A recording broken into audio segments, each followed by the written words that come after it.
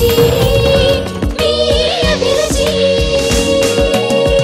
నరేష్ రెడీయా? Ready. So మీరు చేసే రెసిపీ ఏంటి? ఆలు గులాబ్ జామున్. ఆలు జామున్స్ కదా, ఓకే ఓకే. మరి ఆలు జామున్స్ కి కావాల్సిన పదార్థాలు ఏంటో చూద్దాం. ఆలు జామున్స్ తయారు చేయడానికి కావాల్సిన పదార్థాలు: ఉడికించిన బంగాళదుంపలు 3, పంచదార 1 కప్పు, మైదా అరకప్పు, కోవా కొద్దిగా, తరిగిన డ్రై ఫ్రూట్స్ కొద్దిగా, నూనె, డీప్ ఫ్రై కి సరిపడా, సిల్వర్ పేపర్ కొద్దిగా, యాలకుల పొడి 1 టీ స్పూన్. ఓకే, మరి ఆలు జామున్స్ కి కావాల్సిన పదార్థాలు చూసారు కదా. సో స్టార్ట్ చేద్దాం నరేష్. సో ఫస్ట్ ఏంటి మిక్స్ చేసేసుకోవటమేనా? ఫస్ట్ ఆలు స్మాష్ చేసేసి ఓకే, మైదా పిండి కోవా కలుపుకోవాలి. సో ముందు అది కొంచెం ఉడికించేసి పెట్టేసుకోవాలా బంగాళదుంప?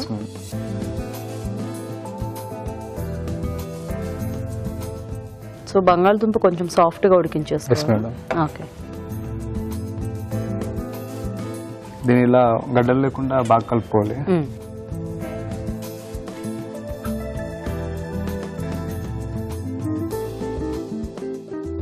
సో ఇలాగ షుగర్ సిరప్ పెట్టుకుందామా పక్కన? Okay madam.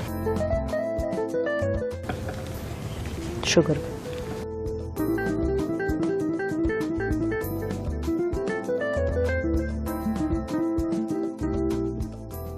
సరిపోతుంది.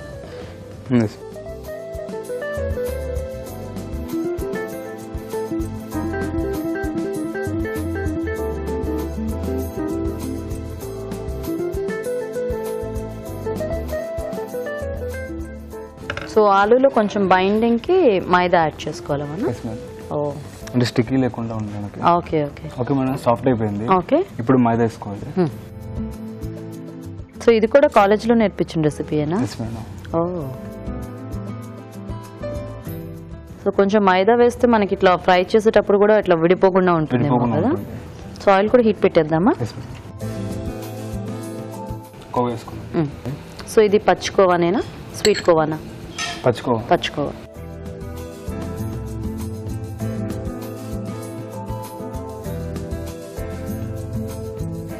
సో ఇందులో ఇలాచీ పౌడర్ గానే ఏమైనా యాడ్ చేయాలా మనం? అది లాస్ట్ లో వేసుకోవాలి మేడం. లాస్ట్ లోనా?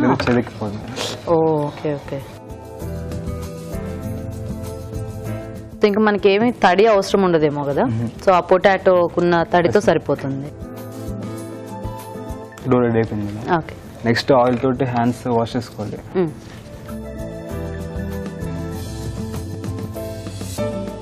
అంటే స్టిక్కీ రాకుండా. Okay okay.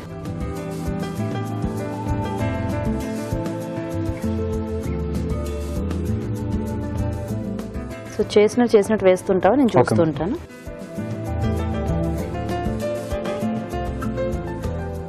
సో ఇది ఇంకా ఆఫ్ చేసేయచ్చు. ఇది ఉంచాలి ఇలా వేడి మీద. ఓకే, సో ఇది బాగానే పీల్ చేసుకుంటుందేమో కదా షుగర్ సిరప్. ఎలాగో బంగాళదుంపకి కొంచెం పీల్చుకునే ఇది ఉంటుంది కదా. బట్ ఈ ఆలుతో టేస్ట్ ఎలా ఉంటుందో, స్వీట్ హాట్ అయితే మనకి అన్నీ బాగుంటాయి.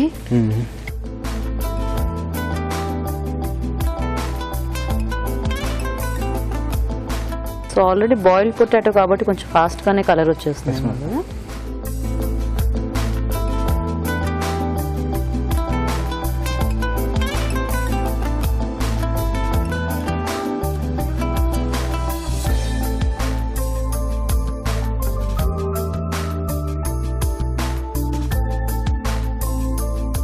సో ఇవి వేగిపోతే ఇంకా దీంట్లో యాడ్ చేసేసుకుంటాం. ఈ కలర్ చాలా ఇంకా కొంచెం కావాలా? ఓకే, షుగర్ సిరప్ టెస్ట్ చేసుకోవాలి మేడం వాటర్లో వేసి. థిక్గా ఉండాలి. ఓకే,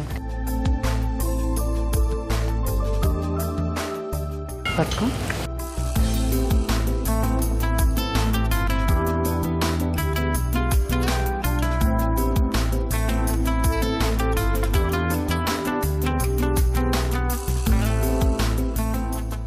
ఇంకా కావాలా? ఇంకా తీసేద్దామా?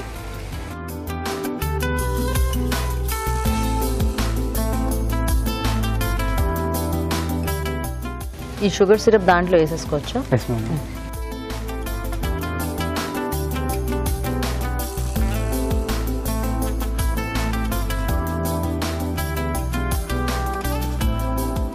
షుగర్ సిరప్ రెడీ అయిపోయిన తర్వాత దాని మీద వేసుకోవాలి.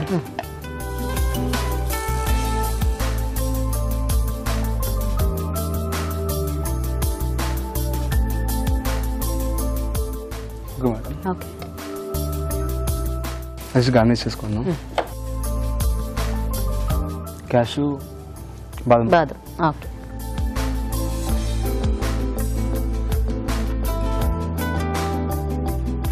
సో ఫైనల్ గా సిల్వర్ పేపర్ తో decoration. Okay.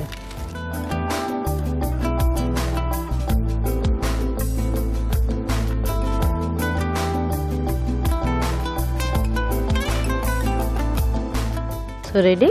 Okay madam, ready. Okay okay మరి ఆలు జామున్స్ కూడా రెడీ అండి. టేస్ట్ చూసే ముందు తయారీ విధానం ఇంకోసారి చూద్దాం. ఆలు జామున్స్ తయారు చేసే విధానం: ఒక బౌల్లో ఉడికించిన బంగాళదుంపలు వేసి మెదుపుకోవాలి. దీనిలో మైదా, కోవా వేసి బాగా కలుపుకోవాలి. ఈ మిశ్రమాన్ని కొంచెం కొంచెం తీసుకుని చేతితో చిన్న చిన్న బాల్స్ లా చేసుకోవాలి. ఆపై వీటిని కాగి నూనెలో వేసి డీప్ ఫ్రై చేసుకోవాలి. ఒక పాన్ లో పంచదార వేసి కొద్దిగా నీళ్లు పోసి పాకం రానివ్వాలి. తర్వాత జామున్స్ పై పంచదార పాకం, తరిగిన డ్రై ఫ్రూట్స్ వేసి సిల్వర్ పేపర్ తో గార్నిష్ చేసి సర్వ్ చేసుకుంటే ఆలు జామున్స్ రెడీ.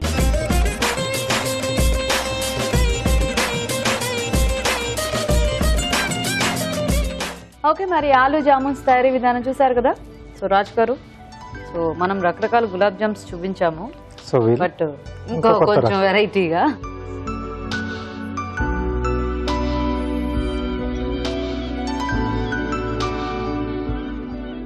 సో కొంచెం ఒక హాఫ్ అన్ అవర్ అలా నానపెట్టేస్తే బాగా సాఫ్ట్ అయిపోతుంది. సో మేమంటే కొంచెం చేయగానే టేస్ట్ చూస్తాం కాబట్టి ఇమీడియట్ గా తిన్న తర్వాత ఆ టెక్స్చర్ డిఫరెంట్ గా ఉంటుంది.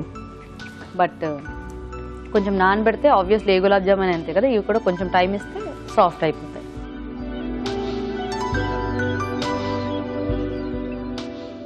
ఇవి ఇప్పుడు కూడా యాక్చువల్గా సాఫ్ట్ గానే ఉన్నాయి. అంటే ఆ పొటాటో బేస్ ఉంది కదా, సో తొందరగానే పీల్ చేసుకుంటాం. బాగానే సాఫ్ట్ అయిపోయాయా? నేనంటే మామూలు గులాబ్ జామ్ అయితే కొంచెం గట్టిగా ఉంటుంది కదా మనకి, అంటే మైదా కూడా ఉంది కదా, కొంచెం అలా ఉంటుంది అనుకున్నా.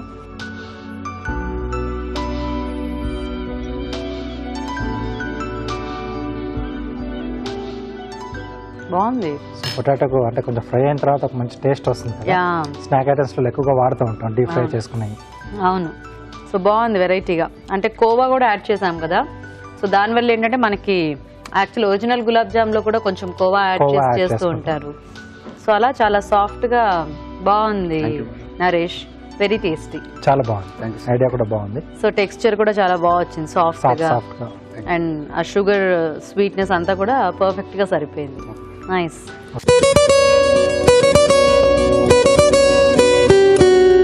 ఇప్పుడు మీకోసం మొదటి చిట్కా. పండిన బొప్పాయిని తీసుకుని కొద్దిగా గుజ్జులాగా చేసుకుని అందులో కొద్దిగా నిమ్మరసం కలుపుకొని బాగా పేస్ట్ లాగా తయారు చేసుకుని ముఖానికి మెడకి మృదువుగా మర్దన చేసుకుని ప్యాక్ లాగా అలాగే ఉంచుకొని ఒక 20 నిమిషాల తర్వాత చల్లటి నీళ్ళతో వాష్ చేసుకుంటూ ఉండాలి. ఇలా వారానికి 2 సార్లు కనుక చేస్తూ ఉన్నట్లయితే ముఖం పైన ఉన్నటువంటి మచ్చలు తగ్గిపోవడమే కాకుండా ముఖం కూడా కాంతివంతంగా తయారవుతుంది.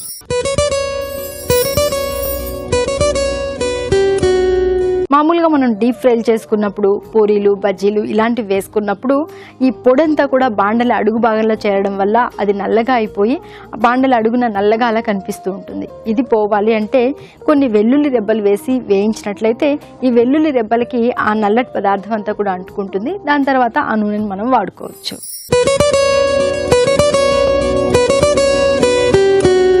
మనం భోజనానికి ముందు రకరకాల సలాడ్స్ తీసుకుంటూ ఉంటాం కదా, భోజనం చేసిన తర్వాత కూడా 1-2 బీట్రూట్ ముక్కలు తింటే చాలా మంచిది. ఎలా అంటారా? దంతాలకి చిగుళ్లకు బాగా పటుత్వం ఇస్తుంది, దంతాలు చిగుళ్ళు గట్టిపడతాయి, అలాగే నోటి దుర్వాసన తగ్గుతుంది, ఇంకా రక్తహీనతతో బాధపడే వారికి రక్త వృద్ధి కూడా జరుగుతుంది.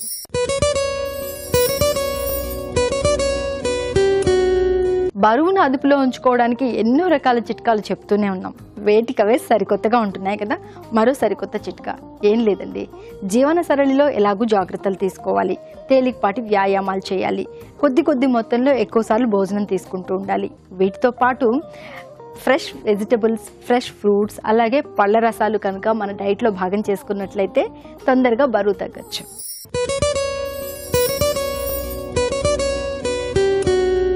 మనలో చాలా మందికి ఊరికే దురదలు, దద్దుర్లు వచ్చేస్తూ ఉంటాయి, స్కిన్ అలర్జీస్ వస్తూ ఉంటాయి. మాకు వాతావరణం పడలేదండి, గాలి పడలేదండి, నీళ్లు పడలేదండి అని చెప్తూ ఉంటారు. మరి ఇలాంటి వారు స్నానం చేసే నీటిలో ఒక 10 తులసాకులు కనుక వేసుకుని బాగా నీళ్లు మరకాచుకుని దాని తర్వాత ఆ నీళ్లతో కనుక స్నానం చేస్తూ ఉన్నట్లయితే ఈ స్కిన్ అలర్జీస్ అన్నీ కూడా చాలా వరకు తగ్గిపోతాయి.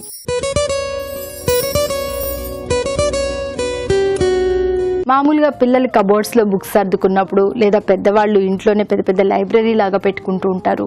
ఇలాంటి చోట పురుగులు ఎక్కువగా చేరిపోతూ ఉంటాయి. మరి ఈ పురుగులు తగ్గించుకోవాలి అనుకుంటే ఈ బుక్ షెల్ఫ్స్లో మధ్య మధ్యలో కనుక అక్కడక్కడ గంధపు చెక్కలు పెట్టినట్లయితే ఈ పురుగులు అనేవి ఆ ప్రాంతానికి రావు.